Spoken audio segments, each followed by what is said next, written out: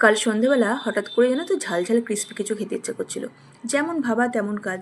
তো hello everyone, আমি বৈশাখী, আমার নতুন একটা ব্লগে তোমাদের সবাইকে ওয়েলকাম। বানিয়েছিলাম সয়া পকোড়া। ইনস্ট্যান্ট একটা রেসিপি, খুব সুন্দরভাবে তৈরি হয়ে যায়, খুব তাড়াতাড়ি।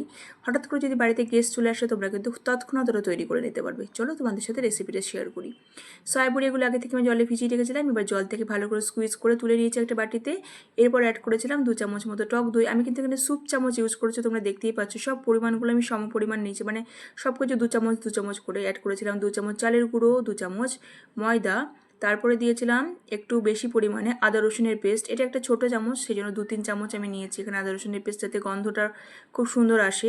অ্যাড করেছিলাম লবণ, সঙ্গে দিয়েছিলাম হলুদ গুঁড়ো। অ্যাড করব কাঁচা লঙ্কা কুচো।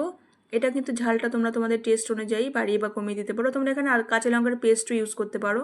অ্যাড করলাম কাশ্মীরি চিলি পাউডার, রোস্টেড জিরে গুঁড়ো, তারপরে দিয়েছিলাম ব্ল্যাক পেপার পাউডার, তারপর দেব ধনেপাতা কুচি বেশ খানিকটা পরিমাণ। ফাইনালি অ্যাড করেছিলাম 2 চামচ মতো বেসন। এটা ওই স্যুপ চামচে 2 চামচে নিয়েছিলাম। খুব ভালো করে দেখো এগুলোকে আমি মেখে নিয়েছি একদম সুন্দরভাবে। তেলটাকে থেকে আমি গরমে বসিয়ে দিয়েছিলাম, এগুলোকে লাল লাল করে ভেজে নেওয়ার পালা। খুব তাড়াতাড়ি কিন্তু এটা হয়ে যায় জানো। আর যদি ধরো বাড়িতে হঠাৎ করে গেস্ট চলে আসে, ইনস্ট্যান্ট তুমি কিছু করতে চাইছো, এটা কিন্তু চটজলদি করতে পারো। চা কফি সবার সঙ্গে একদম খুব সুন্দর মিলেমিশে যাবে, আর এত ক্রিস্পি হয় খেতে কি বলবো তোমাকে। দারুণ হয়েছিল। তোমরা কিন্তু অবশ্যই রেসিপিটা ট্রাই করো, আর আমাকে কিন্তু কমেন্টে জানাতে ভুলো না তোমাদের কেমন লাগলো। তাহলে চলো টাটা।